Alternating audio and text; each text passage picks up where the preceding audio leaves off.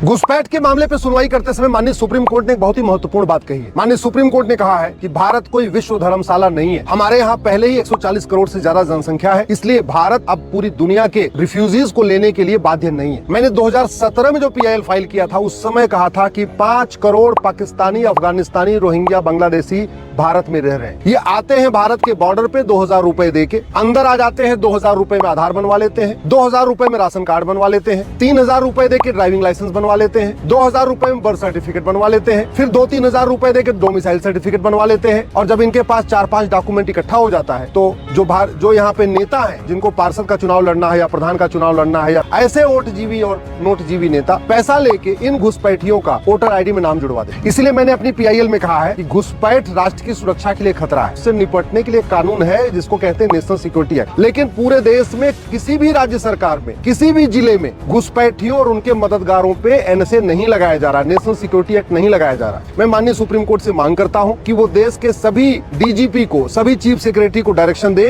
कि जो घुसपैठ कर रहे हैं, जो घुसपैठियों की मदद कर रहे हैं, उनके ऊपर NSA लगाए। घुसपैठ हमारी देश की एकता अखंडता के लिए खतरा है। उससे निपटने के लिए हमारे पास एक कानून है, उसको कहते हैं UAPA। लेकिन इस कानून में कहीं लिखा ही नहीं है कि घुसपैठ भी हमारी देश की एकता अखंडता के लिए खतरा है। किसी भी जिले की पुलिस घुसपैठियों और उनके मददगारों पे UAPA नहीं लगा रही। घुसपैठ अपने आप में एक ऑर्गेनाइज क्राइम, और ऑर्गेनाइज क्राइम से निपटने के लिए हर राज्य के पास अपना कानून है। इसके अलावा ये जो नई भारतीय न्याय संहिता बनी है, इसमें ऑर्गेनाइज क्राइम के लिए बाकायदा प्रावधान भी है। लेकिन भारत में कोई भी राज्य सरकार और किसी भी जिले की पुलिस घुसपैठियों और उनके मददगारों पे ऑर्गेनाइज क्राइम नहीं लगा